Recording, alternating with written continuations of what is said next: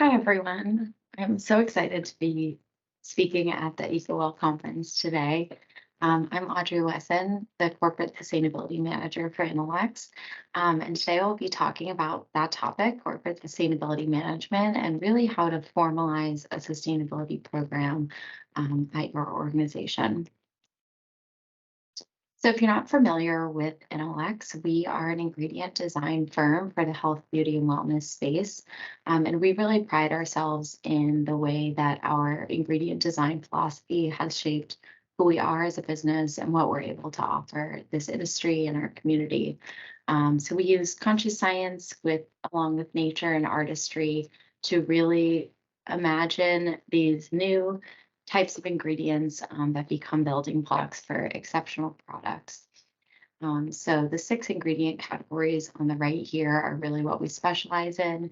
You'll notice that they all have a sustainability angle. This has really become core to our product portfolio, and that is really due to the way that we design new ingredients, utilizing the 12 principles of green chemistry. Our research and development scientists are really guided by those principles, which results in a life cycle approach of understanding the chemistries, everything from its feedstock to how it's manufactured to its impact at end of life. So, as the corporate sustainability manager, I was tasked with bringing our formal corporate program up to the level of these sustainable products. Again, the products had kind of led the way for our sustainability um, uh, program, but there's other corporate elements that need to be addressed to kind of be seen as a sustainable company in its entirety. So formalizing this program comes with a lot of benefits that I'll talk about throughout this session. Primarily accountability to ourselves and to our stakeholders. Progress, formalizing your program can help you build progress in the sustainable areas that you want to. And also credit and credibility with your client partners and other stakeholders in the industry. So the agenda for today is to talk about what a formalized sustainability program really is and what are the actual steps to get there. And throughout this session, I'll be using Inolex as a case study of, again, bringing this corporate sustainability program up to the standard of sustainability that our products have.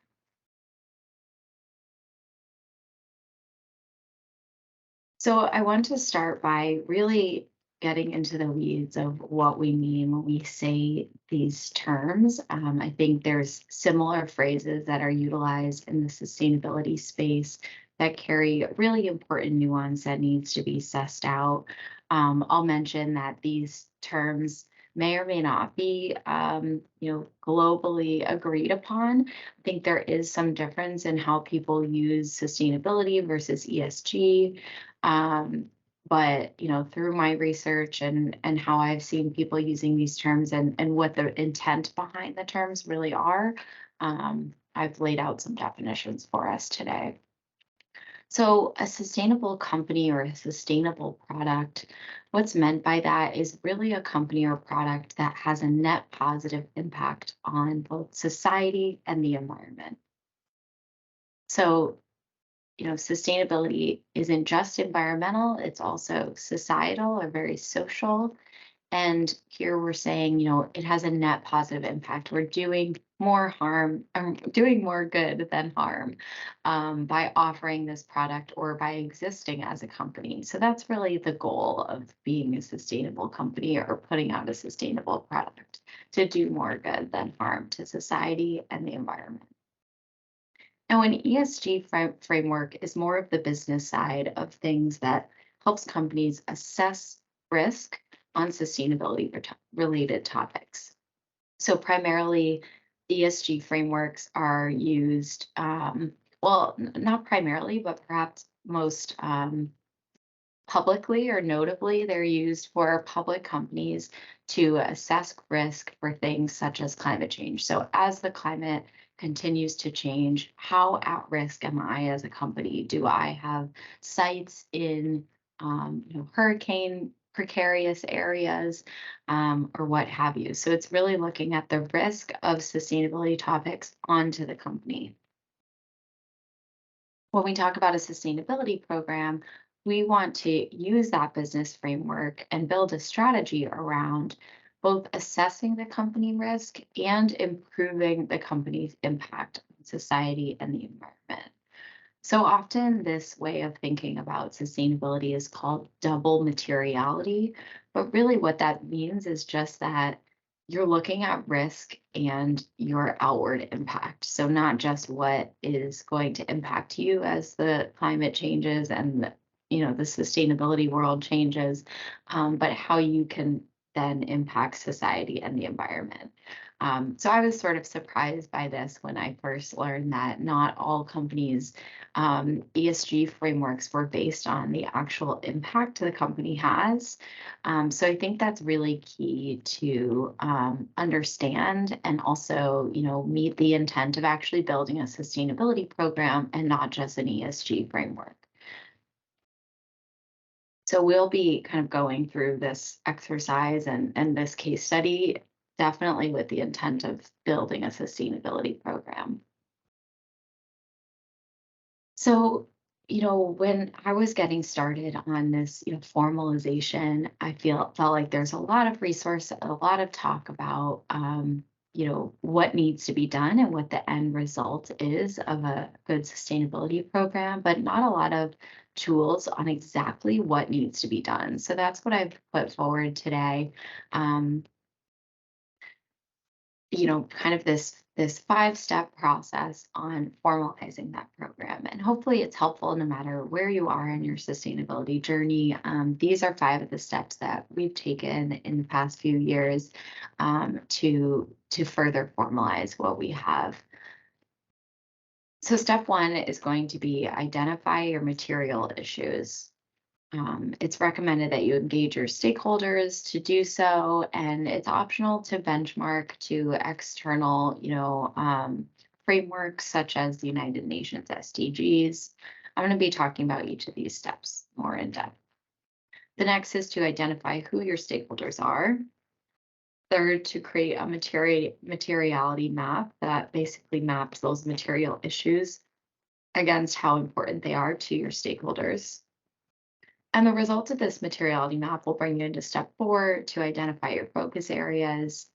And then, of course, collecting data and reporting on the material issues is going to be really important.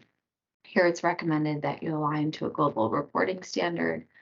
And then part of a sustainability program absolutely is to review the report you've put out, review the information you know about your sustainability progress, and then use that to improve and essentially repeat this process. So going into more detail on step 1, identify the material issues. Here we're using the word material to mean what's important, what's impactful. So we're looking at that double materiality. What do you impact and what impacts you? So I think the start of this is really, identifying what industry you're in. I think we're all here in the, beauty and personal care space. And then you can use different resources to help get a baseline of what types of issues are, ESG issues are relevant to your company. So I used quite extensively the SASB matrix and the GRI matrix. These are frameworks that help to inform, what topics basically you should be addressing with your sustainability program. So, later we'll talk about reporting, and these are both standards for reporting as well, SASB and GRI. I didn't go forward with SASB in terms of reporting, but their materiality tool is really useful. You can easily just click into your industry, and then it gives you all of the material issues highlighted in this gray box of what you should be reporting on. So for being an ingredient design firm and being in the chemical space, SASB tells us, you should be looking at greenhouse gas emissions, air, energy management, all the way down to employee health and safety. product design, life cycle management, etc. So you can get a sense for the types of topics that we report on. I would also say reading sustainability reports of your peers, your clients, your suppliers is really helpful to see what types of topics they report on, they address in their sustainability program, because it might be relevant to you. Um, and then I definitely recommend brainstorming with close stakeholders. There are a lot of topics to cover when it comes to sustainability. Everything in environment, social, and governance is a potential topic for a sustainability program. So brainstorming, with stakeholders or your colleagues, or whoever you think has a really good understanding of your organization's impact will really help you to consider kind of all angles of this and create the biggest list of different sustainability topics to address. So this was the exercise that I went through with a few close colleagues on, and by close, I mean, people that are engaged on sustainability related topics. Were engaged around improving our sustainability program and had a lot of ideas for all of the ways that we interact with sustainability. So this was the exercise we took on, was essentially, sticky noting on a virtual platform, everything that could come to mind regarding environmental, social, and governance. So really a brainstorm phase where, throwing out things like renewable raw materials, women in STEM and volunteer programs, local water access, intellectual property, ISO certifications. There's really kind of a wide span of topics that were thrown out in this brainstorm stage, which was really helpful to make sure we weren't missing any key sustainability topic or area when we went to go reporting. As you can hopefully see, we're getting out of just the product level. We're getting out of the frame of mind that it's just our products that represent the sustainability impact that our company can have. So once we had that huge list, it sort of shaped out into key pillars and then subcategories of how we want to kind of frame out our sustainability program. I would recommend that these are chosen as what makes sense for your company. Make sure they definitely are all encompassing of all of those material impact areas, but the way that you talk about employee safety and wellness, we definitely bucket those things together. When we talk about green chemistry, we bucket that with ingredient life cycles. So what you want here is, some subcategories that can help your internal and external stakeholders understand what sustainability topics you're addressing or talking about, whether it's in a report or what have you. But you also want it to be that all-encompassing. So each category should really encompass a broad range of sustainability topics that fall underneath it. So step 2 is identify your stakeholders. So who are the people that are impacted or can impact your company? So we looked at, employees, but as well as their families who are, supported by healthcare programs or benefits programs, maybe future employees, future scientists or aspiring scientists, all of our clients, our customers, even end consumers, suppliers, other types of vendors, any shareholders or investors, local community members, industry groups, trade associations. So again, we kind of tally a large list of anyone who is a stakeholder. I've seen businesses put, the planet on here as a stakeholder, which I think is a really, good idea to keep that present as an entity that you impact. And then next, you want to prioritize your stakeholders. So, who are most impacted and can impact your company. So at Inolex, we kind of prioritize these based on not only who is most important, but also who we had the capabilities to engage directly. So our really key stakeholders who we could engage directly were employees, a select key customers, and our suppliers. There are more stakeholders that we researched in our project, and that includes, industry groups, trade associations, and other customers. And then a wider span of stakeholders that we keep in mind as we, formalize our sustainability program for shareholders and local community members. And this could really be, different for anyone's sustainability platform. Who your key stakeholders are could really change. Maybe your shareholders are, really closely tied with your business operations, for example, and maybe they would be a key stakeholder to engage. So it really depends on the nature of your business. But again, I recommend kind of pulling a very large list to make sure you don't miss anyone, and then prioritizing who you can engage directly and who can have the biggest impact on your sustainability program. So step 3 is to create a materiality map. So what this is basically a quantification of how important these different sustainability issues are.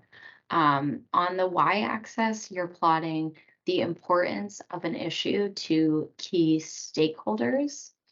And then on the x-axis, you're plotting the business value and the impact that that issue can have, essentially on your business success. And then each of these bubbles or these data points are the material issues.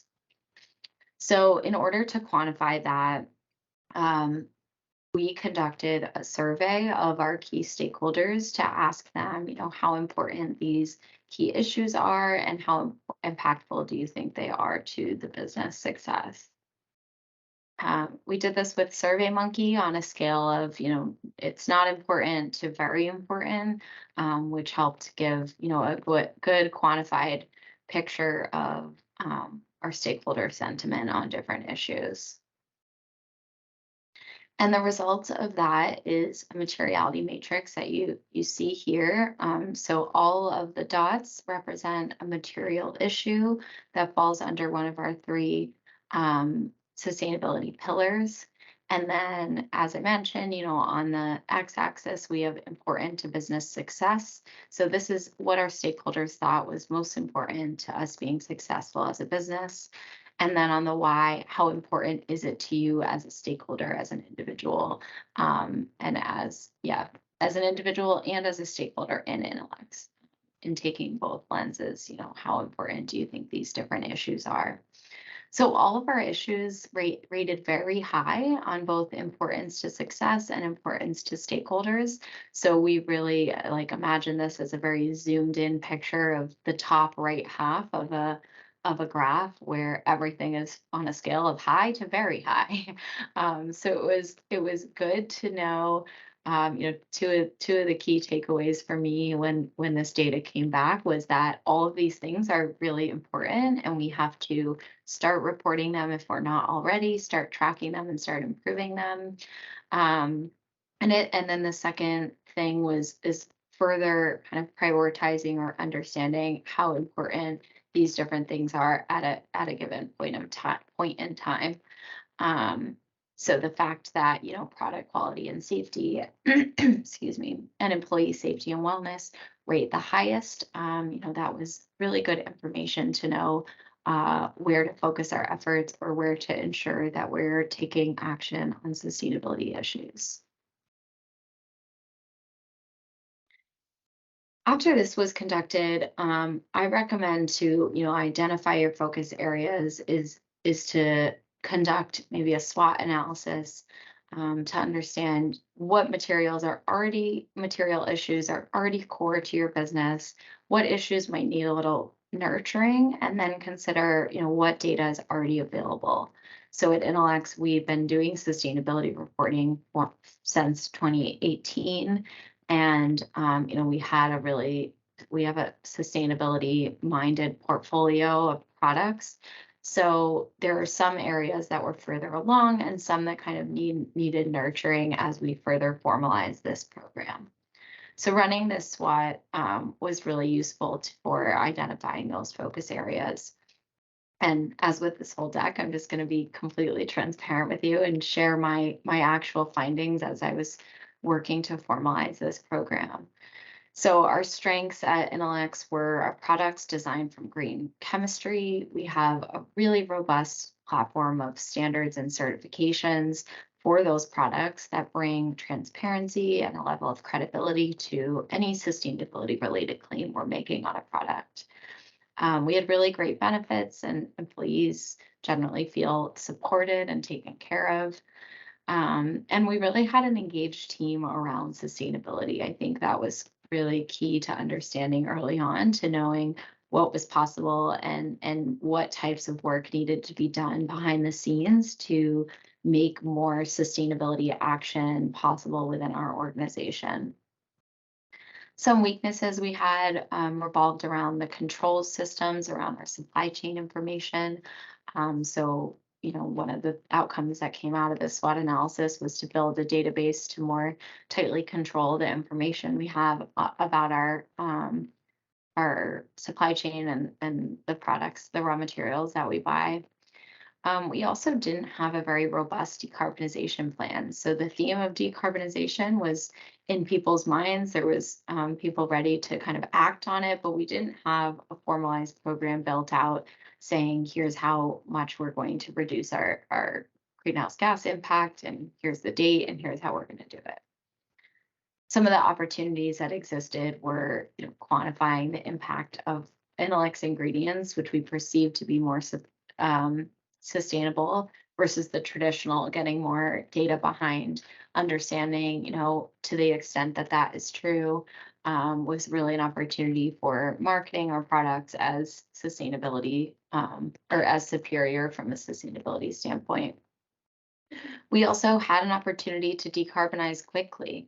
We already had an operational equipment efficiency program in place, which kind of covers some foundational work that's necessary for decarbonizing chemical processes. And we also had an opportunity to measure employee engagement. We were putting out all these new initiatives on engaging employees or expanding benefits, but to really measure that and understand if those new initiatives were successful was an opportunity we saw. And then, some threats to our program would be, accidental greenwashing. So if we aren't able to kind of quantify the impacts of our products, we take a very strict and hard stance against greenwashing and do a lot of work to support our product claims. So wanting to be able to do that at the corporate level and also at the product level was really important to us. And then also, sustainability reporting takes a lot of transparency. You have to put a lot of information out there about your company and your strengths and weaknesses. So I think this was sort of, I'll say, maybe a scary time to kind of come to terms with how transparent we were willing to be in sustainability reporting. So from this, we have a lot of focus areas. The focus should imply, that there are a few, but there's so many sustainability issues to tackle. And so, we have a suite of focus areas that really help to guide our sustainability journey. Everything from communicating our sustainability progress by using, reputable sustainability assessments, to setting science-based targets and developing a decarbonization plan, to assessing and improving the environmental and social impacts of our global supply chain. These really kind of align to those strengths, weaknesses, opportunities, and threats that we saw, but also go further to address, where we can and want to make an impact. So the next step is the main deliverable of a formalized sustainability program, which is reporting, or your annual sustainability report.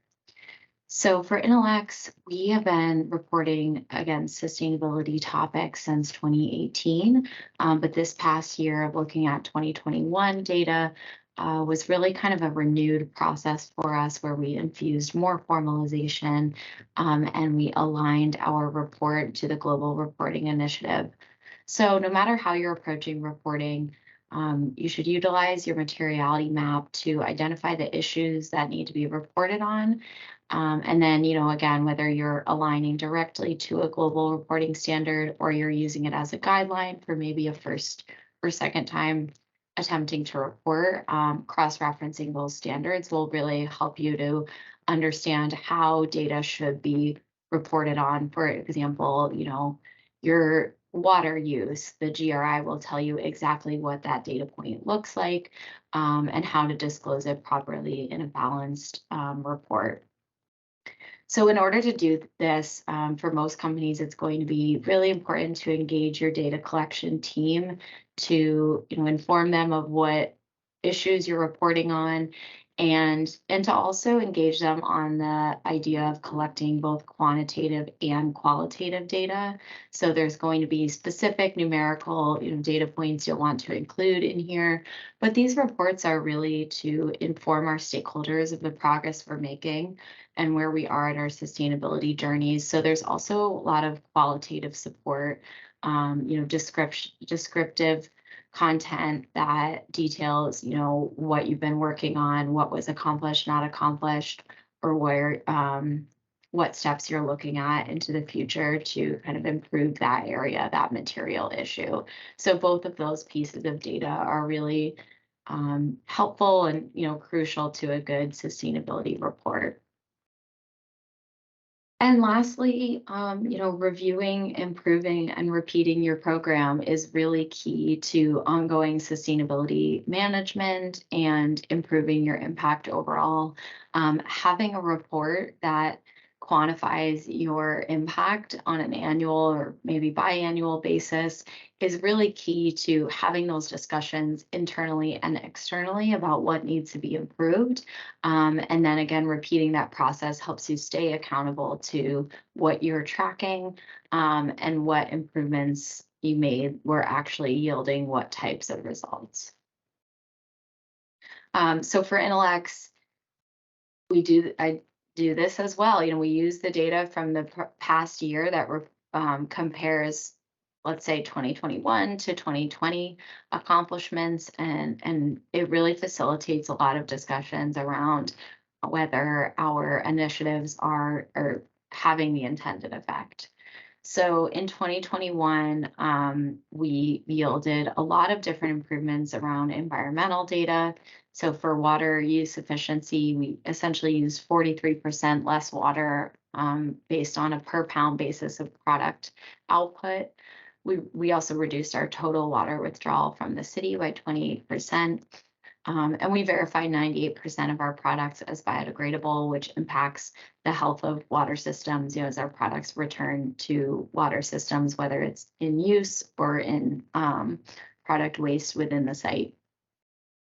For climate and energy, we had a modest decrease in scope 1 and 2 greenhouse gas emissions, but we were able to improve our energy use efficiency by 20%. So that's energy used to make 1 pound of product. Our materials, as I mentioned, have a green profile as they're developed with the 12 principles of green chemistry. So in 2021, we sold 71% of our products by weight or from renewable origin.